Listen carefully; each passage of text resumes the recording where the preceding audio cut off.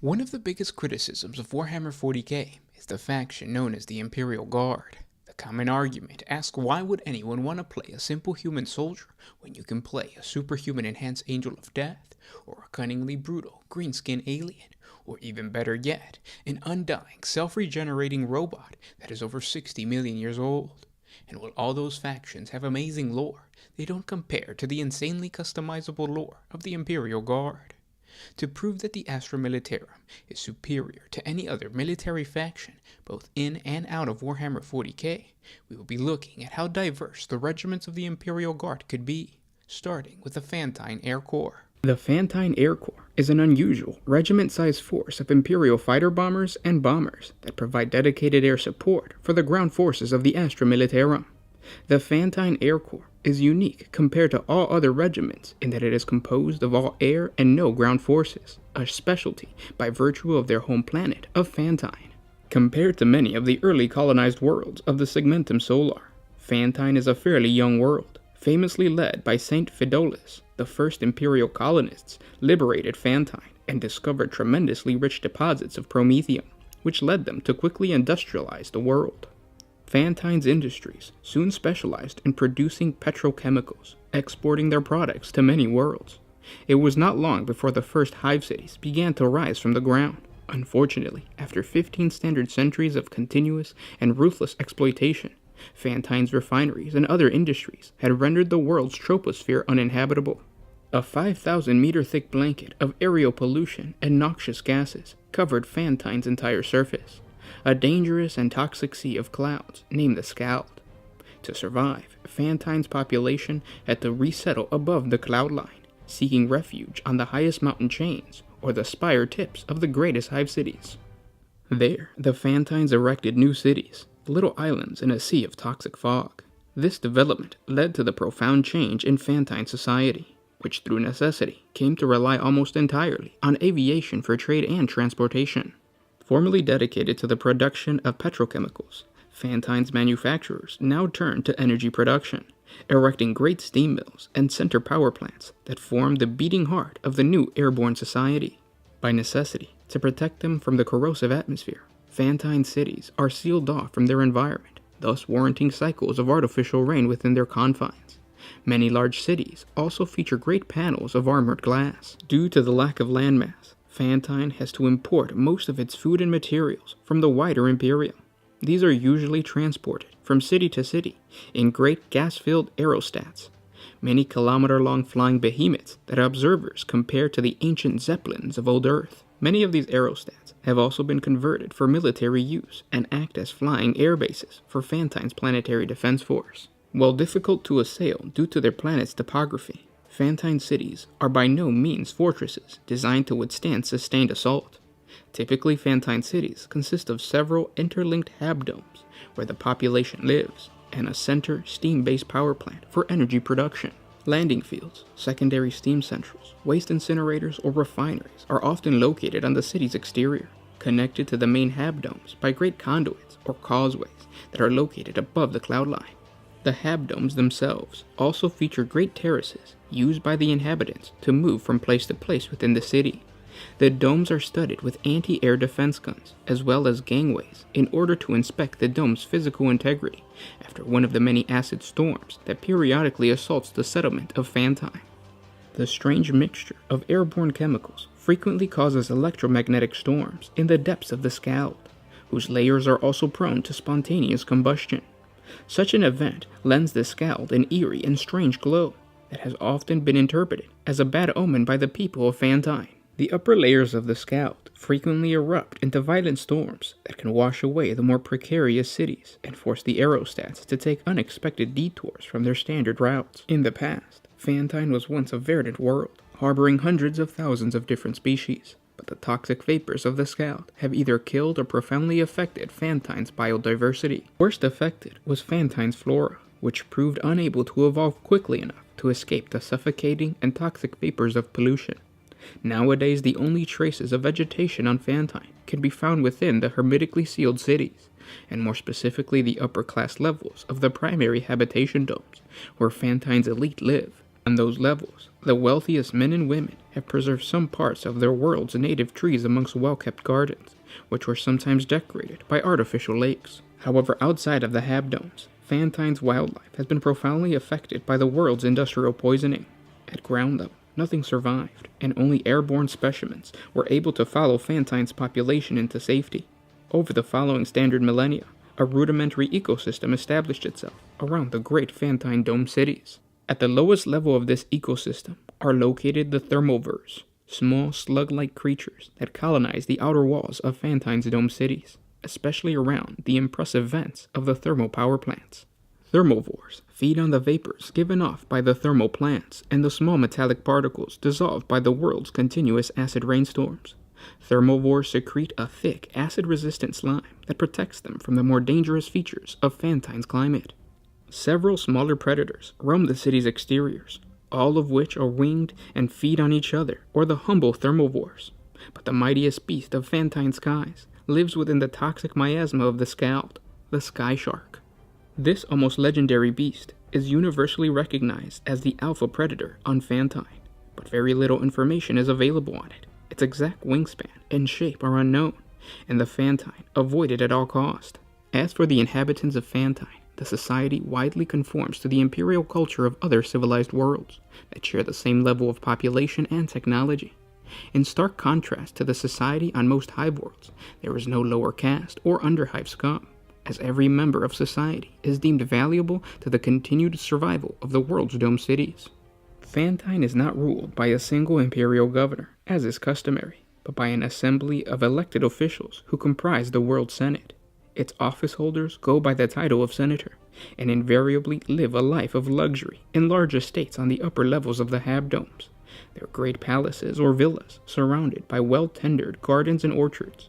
These estates often mark the sole trace of greenery in the Fantine city. Other influential personalities, such as the high-ranking officers of the Planetary Defense Force and members of the imperial clergy, share the same level of accommodation and together form the Fantine's ruling elite. Just below this group are the high-ranking adepts of the other imperial adepta, such as the Adeptus Administratum and the Adeptus Arbitus. The Adeptus Mechanicus maintains a discreet presence on Fantine. The few tech priests required to maintain Fantine's power plants and refineries also never leave the compounds they have been assigned to. Crime, often uncontrollable on more populous imperial worlds, is notoriously low on Fantine. The layout of its cities and the lack of land-based access routes considerably facilitate the Adeptus Arbitus task of maintaining order, so that the Fantine has not had to rely on the auxiliary corps of enforcers. Amongst common people, pilots are held in the highest regard, be they simple soldiers of the Planetary Defense Force or a member of a highly respected Fantine Air Corps. Second in regard are the Planetary Defense Force's airborne soldiers, who serve aboard the great military aerostats that act as mobile bases. Finally, the steam mill and power plant workers, on which the great cities rely, are held as an elite group because without their labor, the dome cities would cease to exist. A Fantine citizen's social rank can be determined from the location of their home, as the most humble are forced to live on the exterior rim of the habdomes. Several great Fantine cities, such as Orenburg, have several smaller habdomes exclusively dedicated to residences for the steam mill and power plant workers, while to prevent accidents, the city's refineries and other chemical plants are often located on separate platforms located outside the protected habdomes. Given to Fantine's unique nature, the order of battle common to most regiments of the Astra Militarum do not apply to the Fantine Air Corps. Instead, the Air Corps closely follows the organization of the Imperial Navy, the military branch of the Imperium of Man, with most experience in regards to aircraft and their deployment. The Fantine Air Corps is a mixed regiment where female pilots and even officers are commonplace and benefit from the same level of respect as their male colleagues, something which is relatively rare in the conservative and often hidebound hierarchy of the Imperial Navy. The main tactical unit within the Fantine Air Corps is the Wing, roughly equivalent to the Imperial Navy Squadron.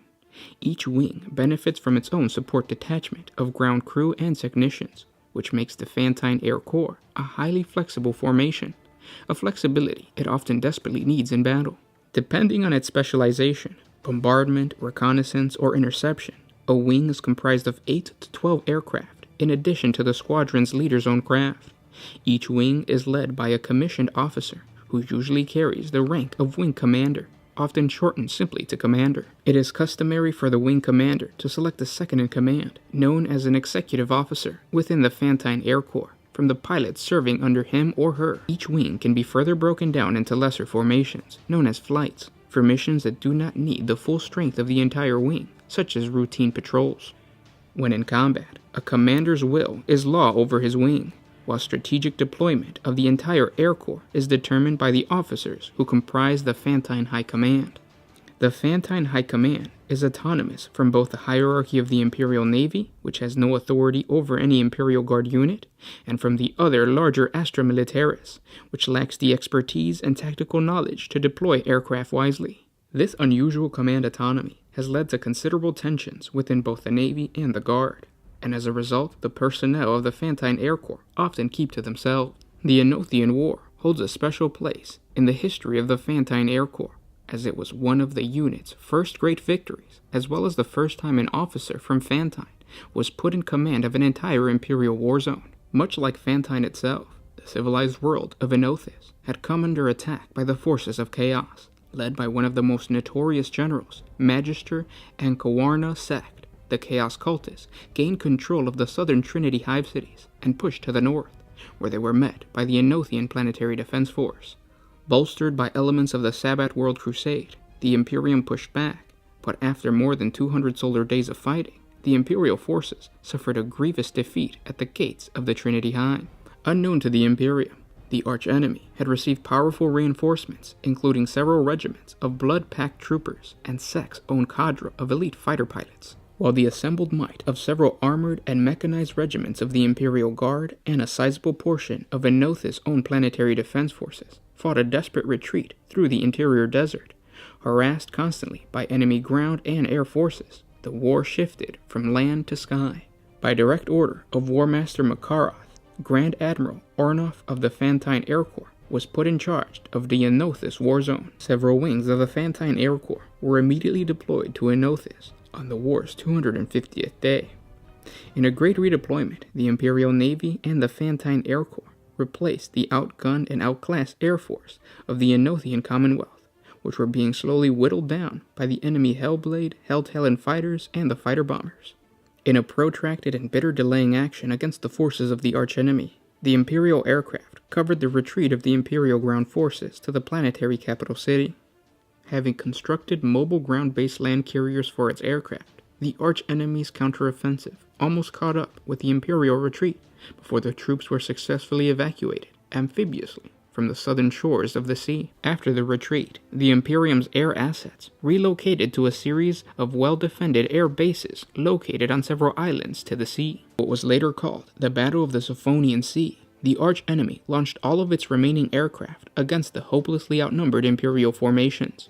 Yet, through remarkable determination and bloody sacrifice, the Imperial line held. By the 270th day of the conflict, the enemy's will had been broken thanks to the heroic efforts of all the Imperial squadrons, especially the Fantine 20. With new reinforcements allotted to Enothis by the Crusade High Command, the archenemy's offensive on Enothis was successfully repelled and finally defeated at the Second Battle of the Trinity Hives.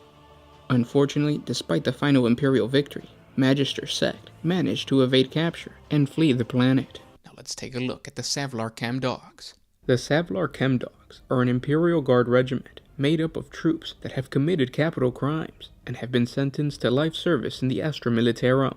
As the name suggests, these criminal soldiers come from the planet of Savlar. The Savlar system is located 100 light-years from Armageddon in the Segmentum Solar. It is a desolate place. Small chemical deposits found on the volcanic moons of Savlar Penitents drew the attention of the Imperium, and an attempt to turn these moons into mining worlds was executed early on. Unfortunately, the resource venture proved fruitless as the mining facilities struggled to meet mining quotas. Lack of manpower and highly toxic working conditions made it almost impossible for the world to turn out a profit for the Imperium. Not ready to give up on the potential resource the planet could provide, the Adeptus Terra regraded Savlar as a penal world in the 39th millennium, shipping in criminals who had been captured during the recent Bakura rebellion by the thousands. along with special detachments of the Adeptus Arbites to ensure productivity. Within 3 standard decades, the chemical production of Savlar was supplying 3 civilized worlds and 2 forge worlds in the surrounding subsector. The population of the moons was subsequently swelled by a regular influx of thieves, murderers, and traders from all across the Armageddon sector. But as the success of mining increased, so too did the high mortality rate. The poisonous mines of Savlar and its moons became notorious among criminal fraternities, leading it to be known as the Dead Dog Moons, and the phrase "dead as Savlar" became widespread in the sector. Eventually, the penal world became too unruly, and all the criminals, thieves, and murderers revolted against their jailers. It was Judge Callistar, an Adeptus Arbitus senior judge and magistrate, that called the rebellion by forming a penal legion with a few remaining Adeptus Arbitus and loyal prisoners. The pacification of the rebellion demonstrated the potential power the world had to muster a controllable fighting force. When the world failed to meet its mining tides, and simultaneously the Third War of Armageddon threatened the Imperium, the clever judge saw the opportunity to showcase the value of his fighting force. The criminals of Savlar were officially conscripted into the Imperial Guard, and the Savlar Chemdog Regiment was born. The Penal Legion was promised that they could keep whatever they took from the enemy. This promise was made to ensure the criminal soldiers would follow orders, and for good measure, they were threatened to be sent back to the toxic nightmare of the Legion's homeworld, should any of them attempt to break the law again. Regiments of the Savlar Chemdogs were first used beneath the hive cities of Armageddon, to repel any orcs trying to invade the cramped, toxic regions of the Underhives. The leader of the ruling military council of Armageddon, General Kurov, saw the Chemdogs as a perfect fit for taking the fight deep into the toxic bowels of the rotting Underhives.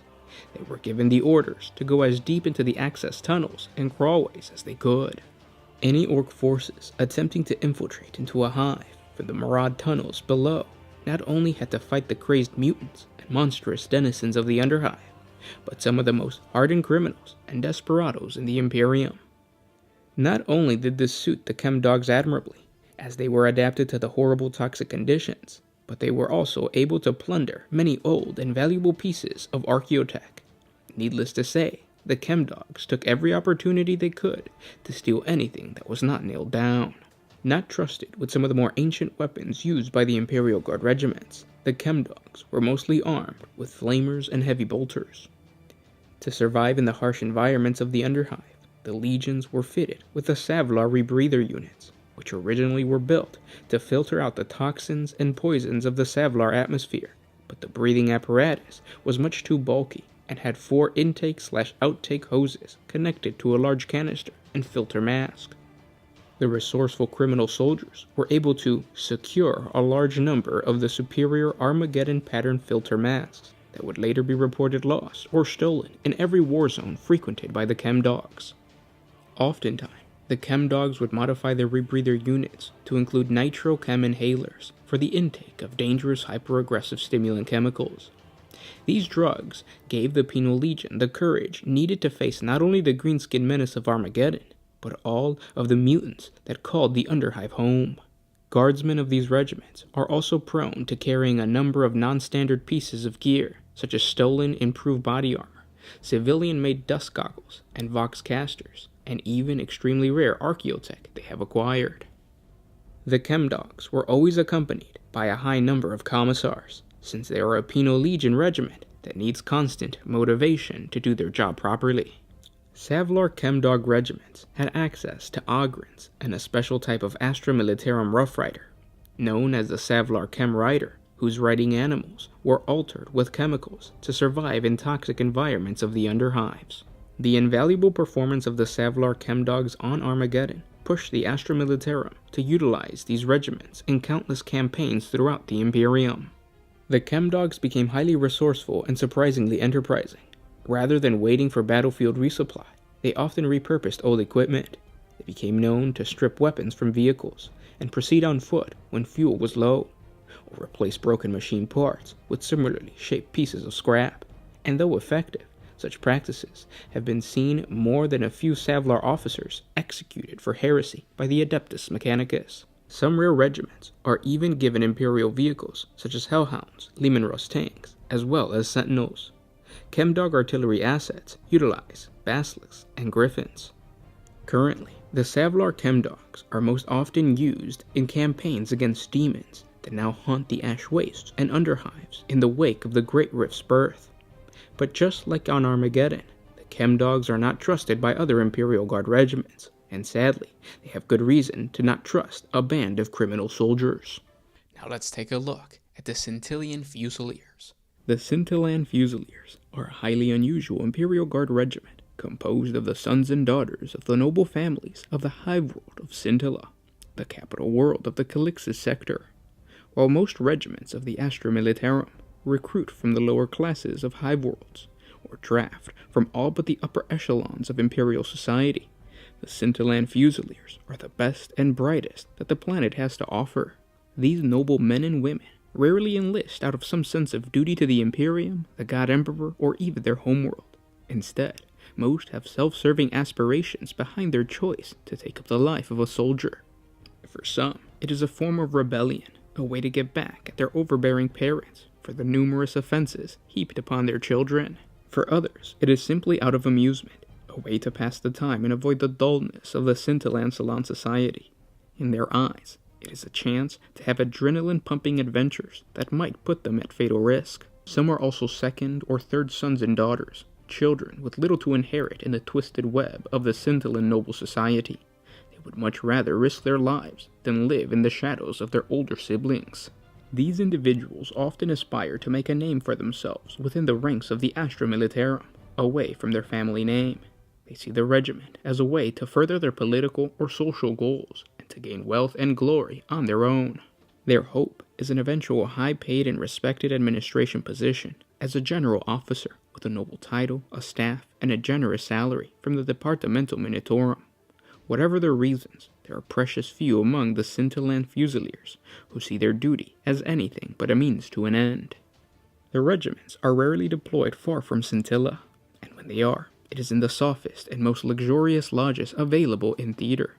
So pampered are these soldiers that a large portion are accompanied by a servant or other lackey to assist in the day-to-day tasks, and this also includes simple infantrymen. Officers of the Scintillan Fusiliers tend to have many servants and aides, and the regiment always travels with all of the amenities of home that can be provided by the Departamental Militarum and their own personal purses. Because of all of this luxury, the Scintillan Fusiliers are often considered posers by other guardsmen. To the Fusiliers, the knowledge that their counterparts in other regiments see them as simply playing soldier means little to them. In their eyes, other guardsmen are socially inferior. This regiment tends to field few of the common Astra Militarum units. They consider siege work to be beneath them, suitable only for the criminals and peasants who are used to living in the dirt. And there is no glory, as far as their leaders are concerned, in light infantry and reconnaissance work. Though various regiments over the centuries have been forced by circumstance to fight in protracted sieges, close urban combats, and other such low tasks better left to servitors or even feral worlders, most of the regiments have avoided such unpleasant assignments, thanks in no small part to their close political connection to the capital city. But despite their pedigree and overflowing armories, the regiment's training extends only to what is laid down in the Imperial Infantry's uplifting primer, a standard military text laying out the most basic martial doctrines. Their training consists mostly of deep underhive hunts targeting the creatures in the depths of Scintilla's forgotten pits, and their experience has largely been in low-intensity conflicts, where the regiment could bathe themselves in the greatest amount of glory for the least amount of risk. The amount of medals garnered by these regiments, while certainly impressive, is not equivalent with the amount of actual combat the regiment has seen. This has led many in the Spinward front to look skeptically at any so-called achievement made by the Fusiliers. Nevertheless, the Fusiliers continue to gain notoriety. The Scintillan 17th, called the Spireborns for obvious reasons, are a particularly famous regiment, largely for being the chosen unit of the powerful Commander-General, Payless, of the Scintillan 4th Army Group. Favored by the Commander-General, thanks to their shared heritage as scions of powerful Scintillan noble houses, and the political and business ties the Commander-General maintains amongst the Scintillan nobility, The 17th Regiment is known throughout the Imperial Guard regiments operating in the Calixis sector as the Golden Regiment. The 17th's commander, an unimaginative colonel by the name of Eli Hamsha, is a strict literalist when it comes to military orthodoxy. He adheres to the letter of both his orders and well-worn Imperial tactic doctrines, showing little initiative and a distinct inability to interpret the nuance of the battlefield. Luckily, certain individual formations within the regiment are run by competent leaders. The head of several armored companies in the 17th Regiment have largely disregarded the colonel's ideas that the intimidation factor of an armored column and the inherent grit of the Imperial armor crews, rather than intensive training in gunnery and armored assault tactics, are all that is needed to defeat the enemies of the Imperium. In fact, the leader of the company, a major by the name of Eldon de Mol, is a staunch believer in a scientific approach to battle, and trains his tank crews thoroughly in gunnery, piloting, movement, and efficient armor tactics. He has even been accused of being an innovator, a charge bordering on heresy to some of the more orthodox Imperial Guard commanders, but his results speak for themselves, and the accolades won by the 17th Regiment's armored companies are both hard-won and well-deserved. De Mol's armored companies are equipped with a common pattern of Leman Russ tanks, but they do count amongst their ranks a small number of Leman Russ Executioners and Leman Russ Vanquishers. They even possess 2 Baneblade Super Heavy tanks, but these precious relics rarely leave the 17th Regiment's home base on Scintilla. The Fusiliers' wealth and prestige also extends to their standard-issue war gear, which is by no means standard for a normal guardsman. The whole regiment wears an ornamented light carapace armor, which is generally a sign of status and is mostly worn by Imperial officers, special forces, and agents of the Inquisition. Made from molded plates of armoplast, ceramide, or other light but highly resistant material, it covers selected regions or the entire body, depending on the desired level of protection. Its lightweight is meant for units that require speed over protection, but it is chosen by the Fusiliers because of how comfortable it is compared to normal armor. On top of this light protection, the Scintillan Fusiliers are decorated in elaborate regimental dress. A tricorn hat replaces the standard issue helmet. This hat is often made from a very expensive animal hair felt, and each hat incorporates a gold or silver lace trimming with feathers. A cockade, a knot of ribbons, or other emblems decorate the front. The style serves 3 purposes. First, it shows status, as this is an ancient Terran design. Secondly, it allows the guardsmen to show off the most current fashion of their wigs. And third, the cocked hat with a folded brim is much smaller than other hats, and therefore could be easily tucked under an arm when going inside a building, where Scintillian social etiquette dictates that a gentleman remove his hat. Its side laces could also be loosened, and the sides drop down to provide better protection from the weather, sun, and rain. All Fusiliers wore a white dress shirt under a navy blue waistcoat, all tucked in to their blue and white breeches. Stylized blue gaiters are worn over their military boots. Their armor is then worn under a long coat laced with gold trim. Their neck is covered with a fancy gorget, and draped over their shoulders and chest is an ornate shoulder sash, locked into place by stylized epaulets. Their regimental dress uniform is proof enough that the Fusiliers rarely see combat, and when they do, they are as far from the front lines as possible, which is why the story of the Scintillan Fusiliers 112th Regiment, known as the Mortis Wardens, is one of the funniest in Imperial Guard history. After suffering heavy casualties, the Administratum Command ordered the 112th to merge with the embittered and understaffed 456th Katajan Jungle Fighters, the Rack Swaps. The 2 regiments were polar opposites and had a very difficult time fighting together, but they did manage to have an incredibly low number of friendly fire incidences, the lowest in the sector's history. Now let's take a look at the Semtexian Bombardiers. The Semtexian Bombardiers are a relatively new Imperial Guard regiment native to the mining world of Semtexia, a regiment that has seen major actions on the hive world of Armageddon. Since it was colonized, the mining planet of Semtexia was always considered a modest mining world, providing meager tithes to the Imperium of some of the most basic resources. This all changed when a unique substance called coltrinium was discovered by the miners. What made this material so important was its usefulness in the manufacturing of military-grade weapons. The resource was quickly exploited, and large exports began to go out to the nearby hive world of Armageddon. With such a valuable resource, it wasn't long before the once humble world required a strong military presence, and so Semtexia started producing military units from their minor population. A small but reputable planetary defense force was mustered. And then on the day of the Feast of the Emperor's Ascension, augur psychic probes registered a massive disruption in the warp as an orc fleet emerged into the sector. Gatskull's greenskin horde descended on Semtexia's trading partner, Armageddon. As a direct response to this massive orc invasion, the first full regiments of Semtexian bombardiers was raised to aid their desperate allies in what became known as the Second War for Armageddon. With many fighting men from Armageddon's neighboring worlds already committed to either the defense of Armageddon from the first orcish assault, or in preparing their own star systems for possible attack, it was left to the Semtexians, with their limited resources, to provide an army of reinforcements. Artillery pieces were hastily manufactured from all the raw materials that could be scraped together in time from the planet's surface, with many mining and civilian vehicles cannibalized to provide the necessary components.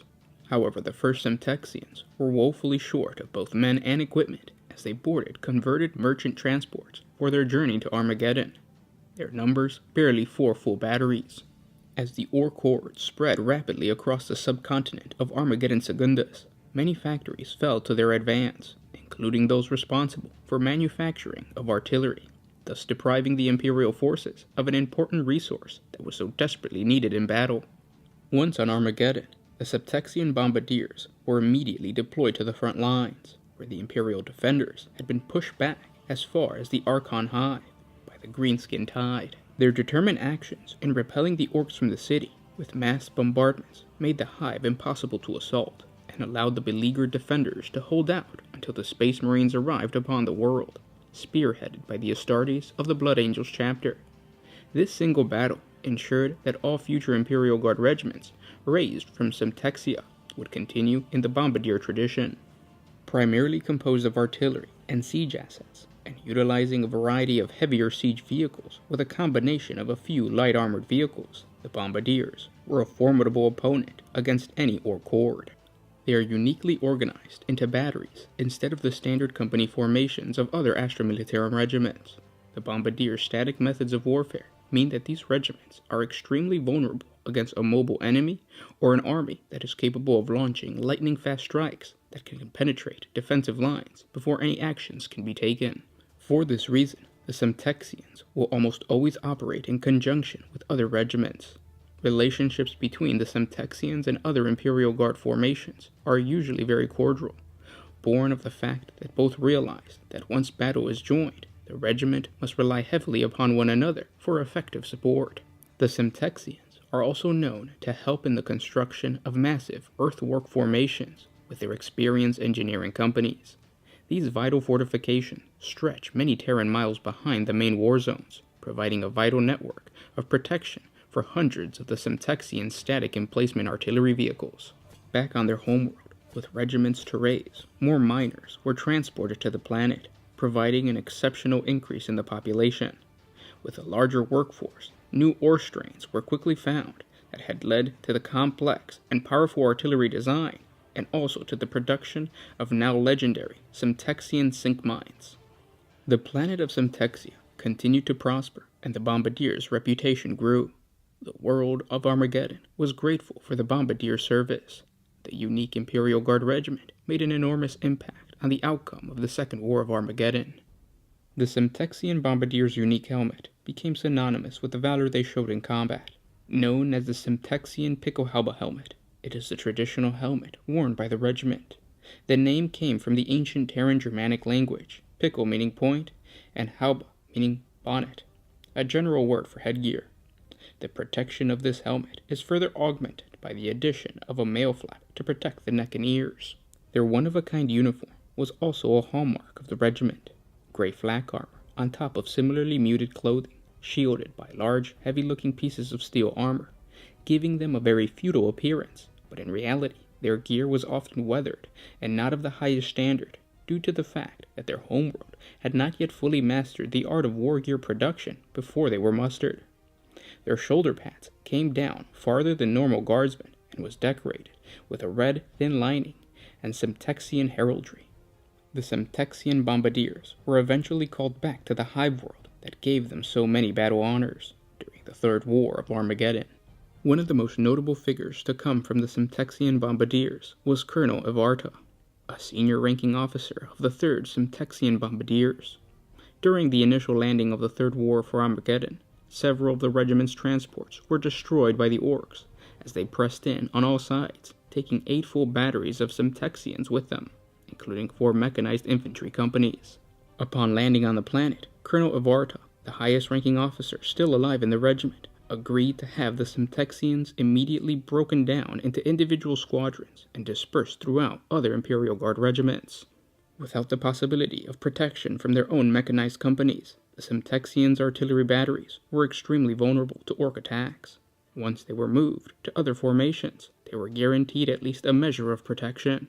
3 more mechanized companies were sent to the Armageddon system, having been delayed by a diversion to counterattack pirate raids on Umbridge 144 before Armageddon itself was attacked. Provided with these necessary reinforcements, Colonel Ivarta was able to have his remaining units make their way through the orc blockade relatively intact. His regiment was then fully reformed and was once again capable of providing massed artillery support that sent many orc warbands reeling from the onslaught. Now let's take a look at the Jopal Indentured Squadron. The Jopal Indentured Squadrons are an Imperial Guard regiment that hails from the once peaceful Agri world of Jopal. On their homeworld, the Jopal owe their government money as soon as they are born, taking up valuable resources throughout their childhood. They incur a debt that they cannot repay until adolescence. Most citizens of Jopal spend the majority of their adult lives working off the debt they incurred during the first part of their lives. There are many ways around this punishing system. Citizens can either borrow money from their local lords, or they can work off the debt to the government by joining the Jopal Indentured Squadrons. This system explains why the Jopal are never short of recruits. The Jopal Indentured Squadrons are equally well known for their marksmanship as they are for their greed.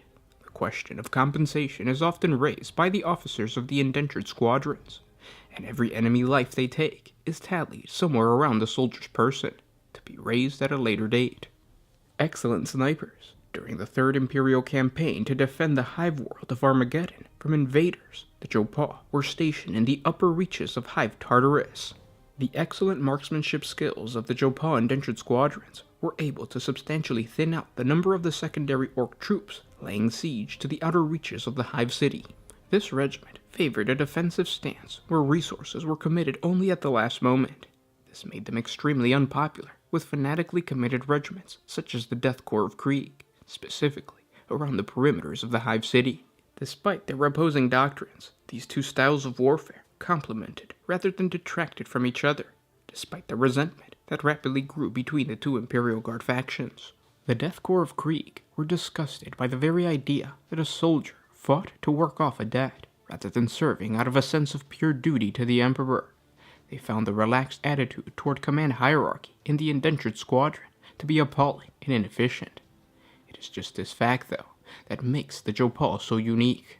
Individuality is a trait that is openly encouraged within the Indentured Squadrons, and the ingenuity and commitment of a soldier is rewarded with a small financial compensation.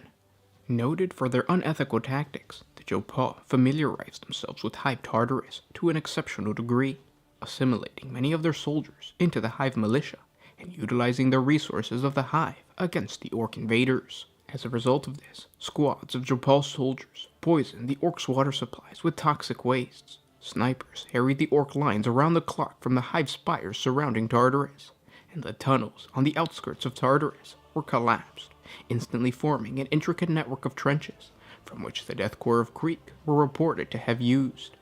This spontaneous and uncoordinated activity was looked upon with contempt by many of the more traditional officers, but the result was undeniably valuable to the war effort. One instance in particular highlights both the potential of the infamous Jopal cunning and also the tremendous strain that it can put on Imperial resources. A small squad of low-ranking Jopal officers managed to isolate a tribe of orcs who had somehow obtained several Imperial vehicles. These troop transports were painted with crossed axes and hung with skulls, but unlike the rusting, smoking heaps that the orcs normally employ, these were well maintained and comparatively clean, hinting at a presence of somewhat technologically oriented Orc leaders. Masquerading as liaisons from Van Strap's personal guard, the Jopal officers negotiated the unauthorized transfer of 3 Imperial basilisks and a substantial amount of artillery shells with a high-ranking Orc mechanic. The Mac, as he called himself, was allegedly frothing at the mouth with excitement, and after thoroughly checking the ballistics, it paid the Jopal cadre substantially for the artillery pieces. However, the basilisk's undercarriages were each strung with a thin line of plastic explosives covered in dust and grime. As soon as the cadre of Jopal officers were safely in the spires of Tartarus, observing the mechs proudly parading their new bolstered artillery battalions to their green-skinned warlord, Morbad, via a satellite camera, the remote devices each officer carried detonated the plastic explosives. This triggered an explosion just destructive enough to detonate the ballistics ammunition, causing a chain reaction that consumed a full 6 of the Orcs' artillery. Despite the success, Armageddon High Command deemed the voluntary loss of 3 Imperial basilisks as unforgivable, and the officers were summarily stripped of their rank. However, the soldiers in question now number amongst the most popular of their entire company. Now let's take a look at the Mordant Acid Dogs. The Mordant Acid Dogs are the regiments of the Astra Militarum raised from the mining world of Mordant Prime, located in the Segmentum Obscurus. The Mordant Acid Dogs specialize in subterranean tunnel fighting. They are typically deployed to combat zones where the Imperial High Command wishes to take advantage of their natural affinity for dark and confined spaces. The harsh conditions of their world breed extremely tough and resilient warriors, who are perfect for conscription into a military force of the Imperium. Mordant Prime is a world situated to the galactic north of the Eye of Terror, and is known for the mining of bioluminescent bacteria from which a unique, highly corrosive acid is extracted. Mordant is also classed by the Adeptus Terra as a night world, a planet that sees no sunlight, and its surface is a barren wasteland, totally unfit for human habitation. The only reason humanity exists at all on this world is to mine the strains of luminescent bacteria that grow beneath the surface, so that it can be refined into the potent acid that has many different industrial uses, including the manufacture of Bane Wolf chem cannons. Over the millennia, this process has formed a vast chain of caverns and tunnels that connect across the entire world. Within these tunnels, Mordant mining clans extract the bacteria, culturing it in vast cavern vats to bleed off the most corrosive acids known to the Imperium. These extracts are shipped to forge worlds across the sector, where they find all manners of esocentric fabrication processes. After countless generations of living in mining warrens and working with the potent bioacid, mutations have begun to plague the populace of Mordant Prime. Any such mutants discovered on the planet are promptly dissolved in the same acid that helped create them, either at birth or when their deformity first appears. Few regiments of the Imperial Guard harbor a greater disgust towards abominations of the flesh than the Mordant Acid Dogs. The peoples of Mordant can be split into 2 broad categories, the Acid Miners and everyone else. The miners are organized into an ancient clan structure and have total control over their business. They exploit cheap local labor, paying the workers barely enough to survive in the run-down shanty caverns they call home. Many of the disenfranchised citizens of Mordant turn to a life of organized crime, and gang violence is the only authority acknowledged amongst many of the deeper settlements. Only the skilled miners, who are part of the ancient organization of Mordant mining clans, do not suffer from the extreme poverty experienced by the majority of the populace. The Mordant Acid Dog regiments draw their conscripts from those unfortunate wretches who can no longer tolerate the harsh life of their world in a horrid living condition, or from those who have earned the dire wrath of one of the many criminal gangs. Mordant troopers display a trait common of many of their kin, the carrying of additional equipment into a war zone. Mordant units are notorious scroungers, and they often scrounge off Departamento Militarum supply units, who dread requisitions from the quartermaster after coming in contact with a Mordant unit. Mordant troopers routinely search out and utilize any additional war gear they can carry, and as such are masters in the use of all manner of equipment rarely used by other Imperial Guard infantry troops. Most notably, some Mordant regiments scrounging off war gear carries over or mutates into the taking of trophies from the enemy. This is a trait only practiced amongst the Mordant units, and is likely caused by the excessive combat stress under which the troopers often operate. Also likely is that the trophy taking is the result of some deeper spiritual meaning brought on by extended contact with enemy forces tainted by the dark gods. One of the most notable Mordant Acid Dog regiments was the Lucky 13s. Raised in the 37th millennium, the 13th Mordant, the so-called Lucky 13s, was one of the 43 regiments raised to take part in the Imperial Crusade against the Black Crusade of Jaihar the Lacerator. This regiment was raised as part of a larger muster brought about by a particular reading of the Emperor's Tarot. This reading, carried out by a senior sanctioned psyker attached to the staff of the Cadian High Command, it spoke of the coming of one whom the dead fear above all else. So it was the 13th that trained intensively for the day they would be dispatched to fight one of humanity's most deadly foes. Despite not having a clue what they might be facing, the 13th Mordant was well versed in the ways of mutants, and had participated in a number of purges, verging the Sentinel worlds, gaining invaluable combat experience in the process. The 13th was trained and equipped as assault pioneers, proficient in the use of such engineering stores as breaching charges, stumners, flamers, and the like. Since their resounding success, the Acid Dog regiments have often been called upon for scouring Imperial worlds on which signs of mutation have begun to show.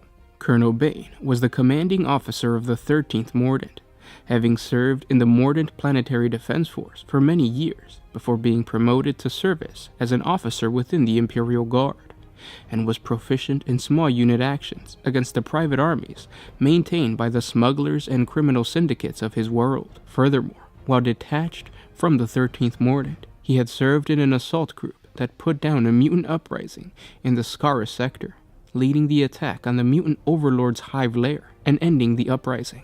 Bane was therefore judged the ideal commander to lead an assault against the mutants of the Gloom Worlds, and whose superior briefed him to seek out and engage the enemy leadership as his highest priority. And finally, let's take a look at the Bronxian Longswords. The Brontian Longknives are a highly disciplined regiment of the Imperial Guard, conscripted in large numbers from the hive world of Bront, located within the Golino Reach subsector of the Calixis sector.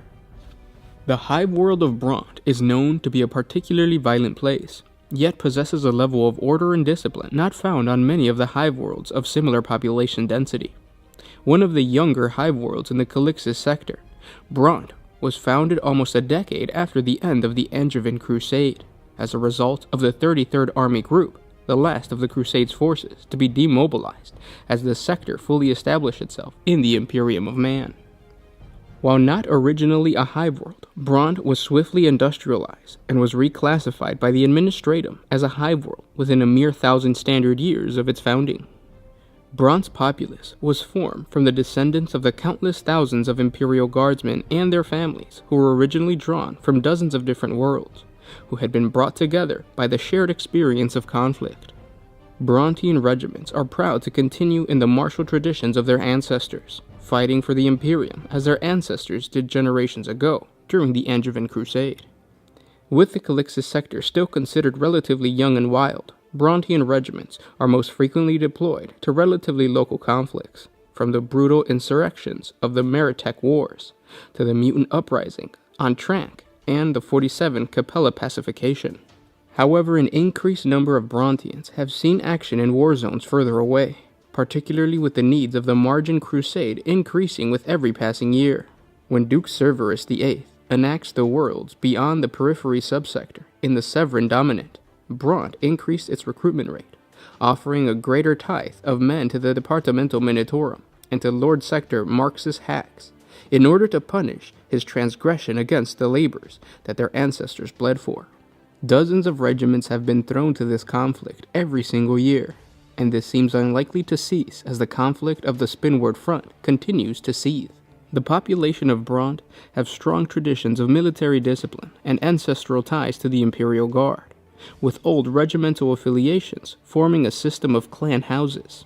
These clans form the heart of the Brontian society, maintaining ancient traditions from their ancestors' distant homeworlds and instilling a deep sense of loyalty and duty to the God Emperor in its people. However, the military traditions that define Brontian culture also ensures that the clans work tirelessly to be ready to defend the Imperium, as their ancestors once did. Disputes between clans are resolved through ritualized mass battles, favoring an assortment of blades over pistols, rifles, and other ranged weapons.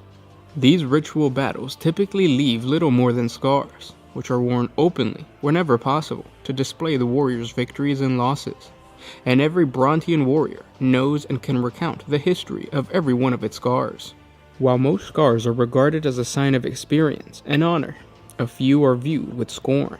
Scars upon a warrior's back are universally regarded as dishonorable, whether from the bite of a lash to punish a criminal, or from the edge of a blade when fleeing from battle. Cowards are ill-favored in Brontian society, and seldom rise to achieve any worthy status once marked as such. The people of Bront grow up surrounded by crowds in the hive cities, and they are used to weaving through even the densest mobs with ease. Brontians seldom endure the horrors of open sky, or suffer the indignities of the greater outdoors. When recruited into the Imperial Guard, Brontian longknives are deliberately drawn from multiple clans, with individual companies, platoons, or even squads, all holding different ancestral affiliations. This means that each Brontian regiment represents the world and its people as a whole, rather than any one element of it, and the bonds of bloodshed formed during the ritual battles hold these groups together in spite of their differences. The Brontian knows to respect those he faces in battle for the death they can deliver, and the warriors of other clans have been faced many times. Individual Brontian guardsmen are still known to bear their scars openly and carry their favorite knives about their person, adding new blades to their collection with every campaign survived. A Brontian soldier's experience can be seen in the scars on his arm, torso, and face, and in the knives strapped on his armor. Brontian officers are known to carry the tradition a step further, with an array of swords worn on their belt and over their shoulder, and their scars used to help determine their worth as frontline leaders. Rare is the Brontian officer who achieves a significant rank with dishonors marks upon his back. Brontian regiments are most commonly infantry, mechanized infantry, or light infantry, with Brontian armored regiments being extremely rare. The Brontian preference and talent for close assaults are ill-suited to armor or artillery regiments, and are better served being placed at the front lines, leading assaults with bayonet charges or ambushing enemy patrols with blackened knives. Some notable exceptions exist, such as the famed Brontian 82nd Armored, whose Lehman Russ Demolisher squadrons were found at the heart of the fighting, pounding enemies and fortifications alike at close range. To understand the ferociousness of the Brontian regiments, we must look at the 4th Brontian Longknives. They are a veteran regiment that had served the Imperium across multitude battlefronts over the past 25 years. During that time, they have proven themselves repeatedly against Xeno and heretic forces. Their preferred heavy weapon is the autocannon, while their favorite assault weapon is the meltagun. Only their command squads are officially assigned Chimera transports. Platoons are disciplined to maintain daily marches of 30 kilometers or more under conditions of lighter resistance for weeks at a time. Only in situations where troopers need to travel more than a week's march are they assigned transport. Due to the harsh conditions on their positioned world of Scrine and the limits of support from the Imperial Navy, the regiment has been forced to convert civilian vehicles for extended troop transit on several occasions. Once pressed into service, the regiment assumes full responsibility for keeping these vehicles fully functional over an extended period. As a light infantry regiment, the 4th Brontian Longknives are well suited to combat the native orc population. Due to the planet's low mineral content, those orcs are relatively poor armed and have few examples of the race's characteristic vehicles. Sending them to combat such a foe may have been a deliberate choice based upon the High Command's historic knowledge of Scrine. Unfortunately, the orcs associated with War Boss Tough Gob are capable of fielding a substantially higher number of vehicles, most of which they brought with them aboard their rocks. This has led to many situations where the regiments have had to depend upon the efficiency of their meltaguns against the orc vehicles, Culturally, the Brontians are extremely disciplined during military situations, but tend to cut loose when on leave or even just off duty. They are generally a garrulous lot, who are friendly towards outsiders, as long as the outsiders give the appearance of being capable warriors. They look down on those who lack the necessary discipline or talent to be effective warriors. This regiment is also a particularly superstitious lot, as they have seen a number of unholy and unnatural events during past battles against heretical foes. A less proven regiment might even have been disbanded or sent on a suicide mission, as the mere knowledge of some of these events could lead to heresy. The current Imperial Guard regiment, designated as the 5th Brontian Long Knives, are the 4th to bear the name and traditions, commanded by the daring and charismatic Colonel Ion Dunach. Mustered with the establishment of the Spinward Front, the 5th Long Knives have served primarily on Kol as part of a counter-incursion force based in Fort Drusus, pushing back against Orc assaults wherever they occur, with little respite between individual battles. As a frontline assault force, the 5th Brontians have suffered extensive casualties during the years of warfare, but their renown and continued success have seen them bolstered by the remnants of other Brontian regiments. To date, 16 other Brontian infantry regiments have been consolidated into the strength of the 5th Long Knives, creating a force forged by brutal warfare into a brotherhood of hardened veterans. Famous for leading the forlorn hope against the Orc stronghold on Tyra, Colonel Dunach is a man for whom the horrors of war serve as little discouragement. Ambitious, but with the will and talent to support his aspirations to glory and renown, Dunach's rise to command on the 5th Long Knives has seen the regiment placed at the forefront of the onslaught against the Orcs, taking their knives and swords to the greenskins' flesh. The colonel and his regiment has received several commendations from high command in the Spinward Front for shattering Orc bulwarks and crippling greenskin offensives, and they have gained a reputation as some of the most foremost close-quarter specialists amongst the Imperial Guard regiments, staving off the devastating advance of Wa Grimtooth. The soldiers of the Brontian 5th, informally called the Scarsowers, are a proud example of their world's warriors, strong, quick, and deadly with a blade, loyal and unquestioning, and courageous in the face of the enemy.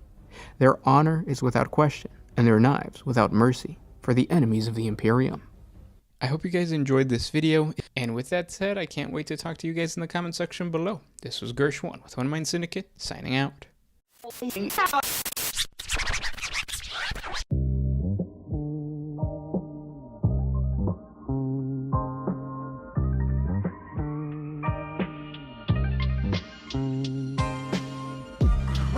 if you could put my